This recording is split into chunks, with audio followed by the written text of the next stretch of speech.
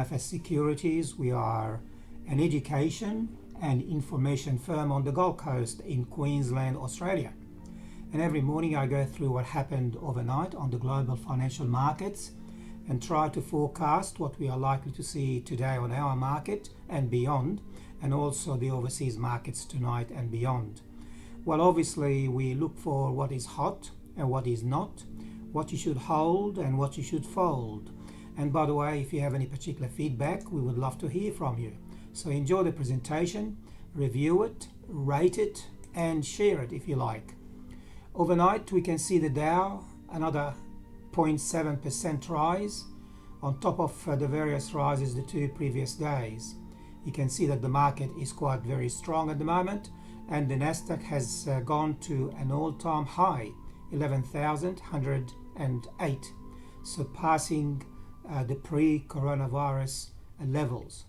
And the S&P 500, 3,349, another 0.6%, another 0.6% the day before, and so on.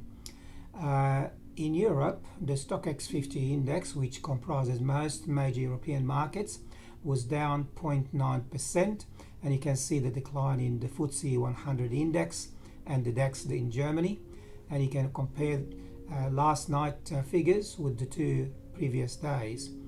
In Asia, in Japan, the Nikkei was down 0.4% on top of the 0.3% loss the day before. However, 3 days ago, it was up by 1.7%. In China, the Shanghai index down 0.3%. And our market yesterday, we were up 41 points or 0.7%, wiping out the loss from the day before. And remember, 3 days ago, we were really up 111 points or 1.9%. The futures this morning are indicating that most likely the market may open slightly down. Remember, yesterday we set 27 points and we ended up with 41 points higher. And by the way, in the last 10 minutes of trading on our market, the market zoomed up a little bit more. Okay, gold, 2,075. Wow, look what happened the previous 2 days. In actual fact, a few weeks ago, it was well below the 2,000 levels. So $25 or $26 rise from yesterday. That's actually the figures from last night, but you need to compare yesterday morning and the day before morning versus this morning. So you can see the rise from the same time yesterday when I actually broadcast this presentation. We were up 22 points, or actually $22 US per ounce. Silver also had a good day, 29 US per ounce. That is the highest level I've seen for a long time. Brent oil, almost steady with yesterday. West Texas crude oil, slightly down from yesterday. Soybeans, slightly down from yesterday. And the Australian dollar, 71.95, almost the same level as yesterday. 60.6 euro cents, 54.8 British pence, and 108 New Zealand. And by the way, iron ore price, because if you follow BHP, Rio and Fortescue, was up another 3% to 121.3 US, that's US per ton. That is one of the highest level I've seen for many weeks. And by the way, Bitcoin was trading at 11,780. That is up 140 US from this time yesterday. And that converts to approximately 16,280 Australian dollars, up 105 Australian dollars overnight. Okay, well, these are our mechanical trading systems. We have every week, we present all these figures at the end of the week, and they don't change until the end of the week. However, these here on the side, these are daily changes. So what we do, we look at the charts and the technical indicators, and we pick 5 out of 8 indicators on the monthly and 5 out of 8 indicators on the weekly to get the investor forecasts. However, if we trade in the conservative trader, and you need to understand who you are. We look at the weekly charts and then the daily charts.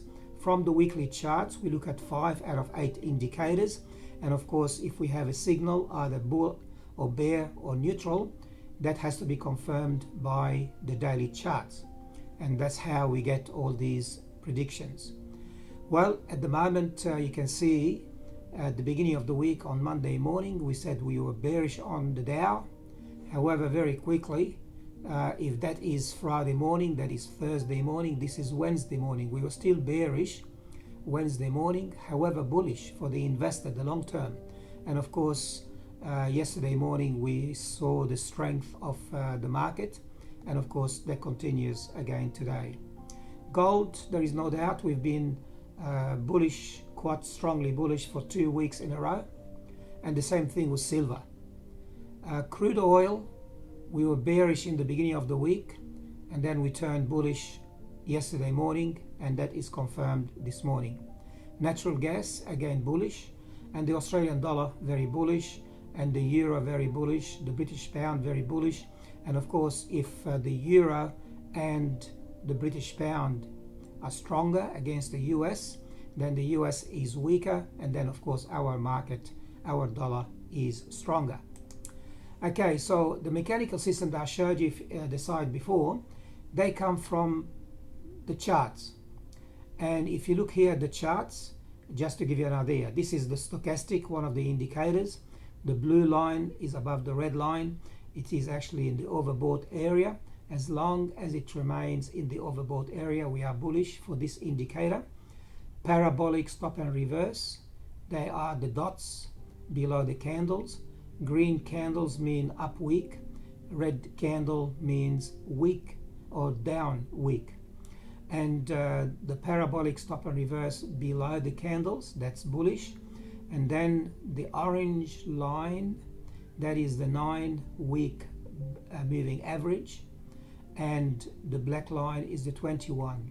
You see the 9 is above the 21 moving averages, that's bullish.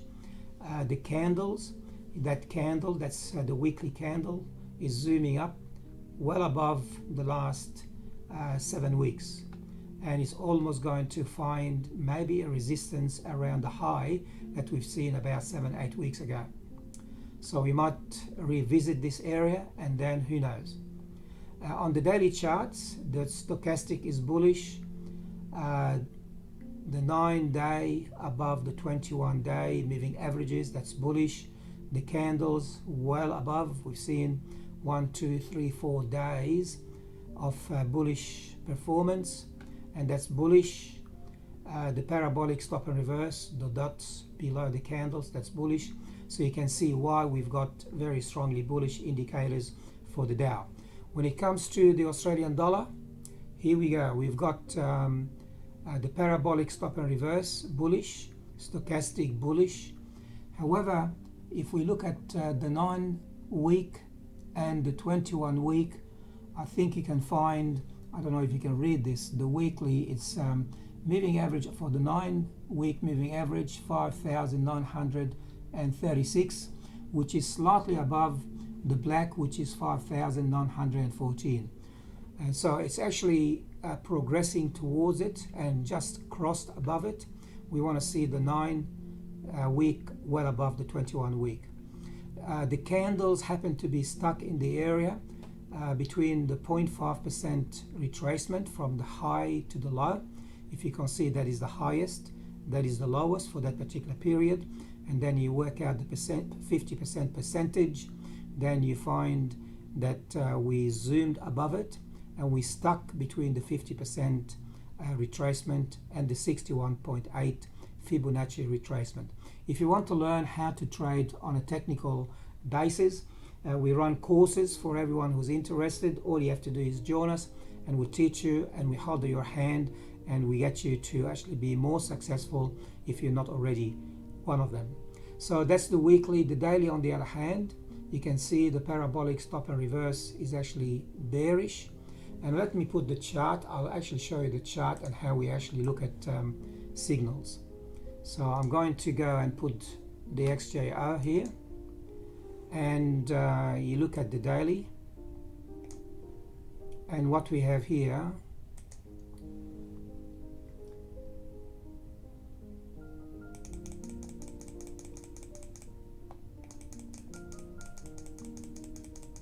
you can see, for instance, here I have to get all the indicators online so you can see the whole lot. Okay, we've got all the indicators that we trade. So with DMI is bullish, that's the blue line above the red. RSI neutral. MACD bearish. Stochastic bullish. Parabolic stop and reverse bearish. And if you try to compare the 9-day with the 21, that is the candle, and what you need to have a look at those numbers here. So looking at that, we've got I want you to compare this number with this number. So 6,011 for the 9-day moving average, and 6,002, which is slightly below it. So you can see more or less it's very close to each other. It is not very strong indicator.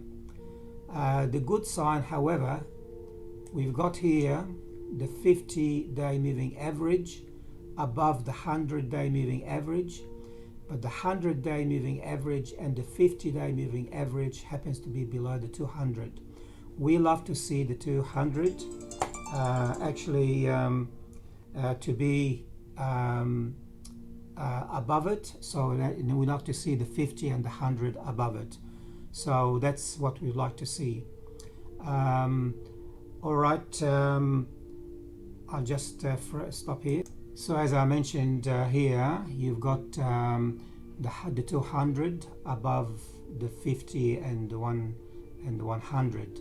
If you look at the US market, on the other hand, if you look at the Dow, you can see that the candles happen to be well above the 100, and you can see the good sign here, the 50-day moving average about to cross the 200. That's very strongly bullish. So that's how we actually teach our students how to look at charts and be able to pick up some signals. Okay, back to our presentation. So what we've seen in the previous presentation here, the American market very strongly bullish, as we've seen. And then if you look at our indicators, our sectors, we are neutral for the All Ordinary and neutral for the ASX 200.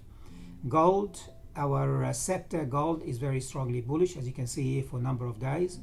And the consumer discretionary as well. Consumer discretionary, we talk about the Harvey Norman and Nick Scali, etc., etc. Industrial bearish, this is mainly the transportation companies and servicing the goods market. Bearish. Materials, good for BHP, Rio and Fortescue, we've been bullish for a number of days. And telecommunication, slightly bullish for the aggressive and the very aggressive trader. If you look at the stocks, this is what happened yesterday. You can see the various changes. ANZ, for instance, was up 1%, 18 cents. And the day before it was down 0.3%. So between the 2 days. However, if you look at many days before that, you will find that ANZ has been going down, and that's the reason why we've got bearish for the investor, the conservative trader, aggressive trader, and very aggressive trader. As I mentioned, different time frames and different indicators for each of those type of investors and traders. BHP is strongly bullish today, this morning, and NAB bearish, ANZ bearish. The banks are not really doing very well. Suncorp bearish, Westpac bearish.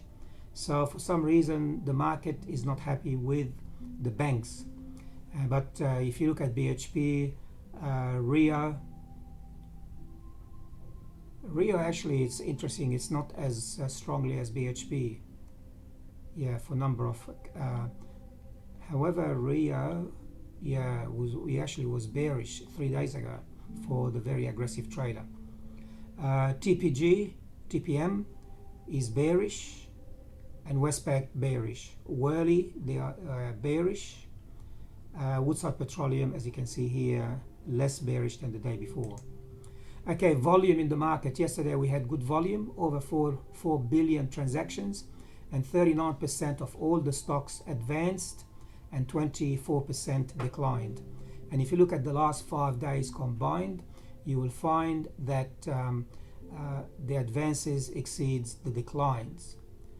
But the previous 5 days, it's the other way around. Okay, yesterday we've got the BHP as the best performer, nearly 5% up.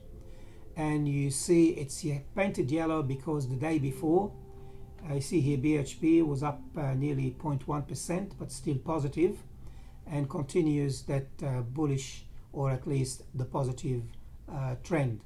Alumina up 4.2%, and you see here alumina was actually 0.3% up the day before.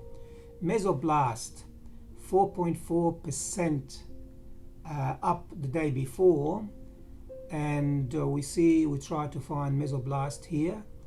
I cannot see Mesoblast. Here we are. Mesoblast has not changed overnight. So 0 percentage for $4.30 and finished $4.30 the day before. So it got up 4.4% and then gone to sleep. So I mean, that's the market that we trade. So everything is possible. Up, up, up and away, and continues to go up, or up, down, down, up, down. So that's what we are. So if you are a trader and you trade in and out of the market, maybe you can make some money rather than buy and put in the bottom drawer and forget about it. But also there is also merit depends on your risk appetite and whether you are an investor or a trader. Okay, announcement today that may affect the market.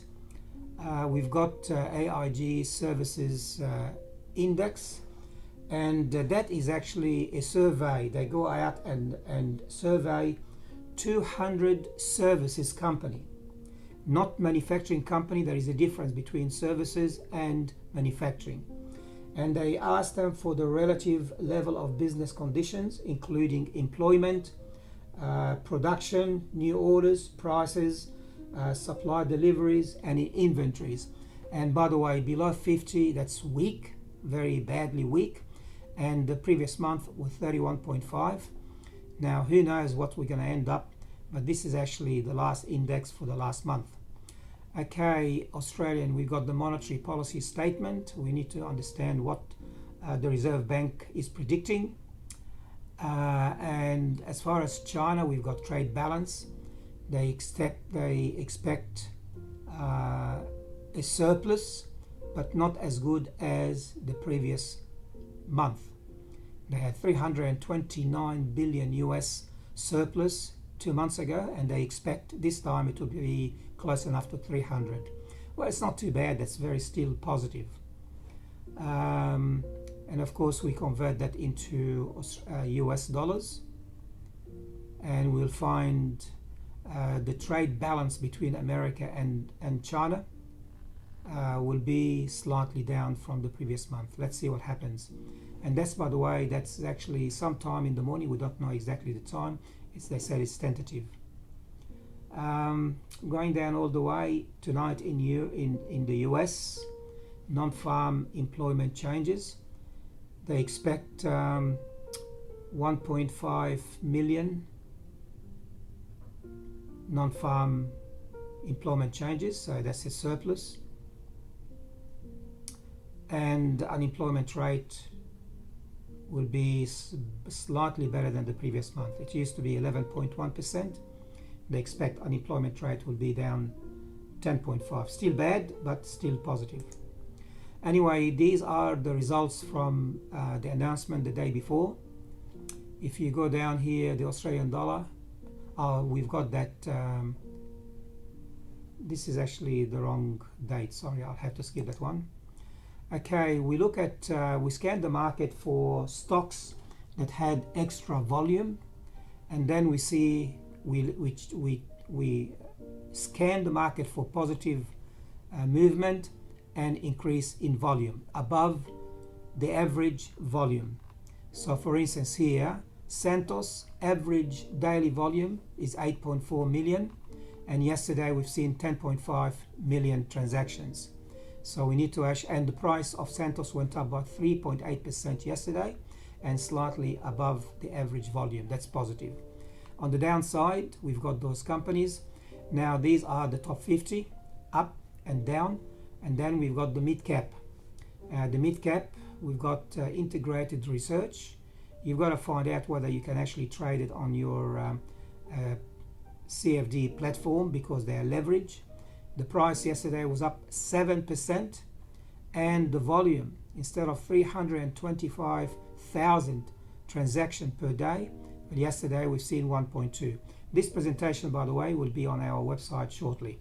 And integral diagnostic on the bearish side. These are the bullish for the mid cap, and these are the bearish for the mid cap. So you look at the price movement upward and the volume above the average. And here we've got down movement and volume has gone higher. Okay, day before, we're going to skip that one, we're going to see that one, and we're going to go straight to our disclaimer. Obviously everything we said today is actually for general advice only. So before you take any action, please consult with us or with your professional advisor. And remember, there is risk in trading. And before you trade, you ask questions if you like. You can talk to us or your professional advisor. You need to understand your risk appetite. You may have big risk or slow risk or small risk, so it depends on your risk appetite. Any questions? These are our details. You can write to me at george@fssecurities.com.au. This is our website. You can go and visit our website, and this presentation will be on our website shortly. Or you can text me, or you can call me on my mobile 61, that's the country code. Or if you're calling from local, oh, by the way, overseas call or text, you don't need the 0. For local people, 0411 259526. Okay, happy transactions and happy day, and hopefully you make some money.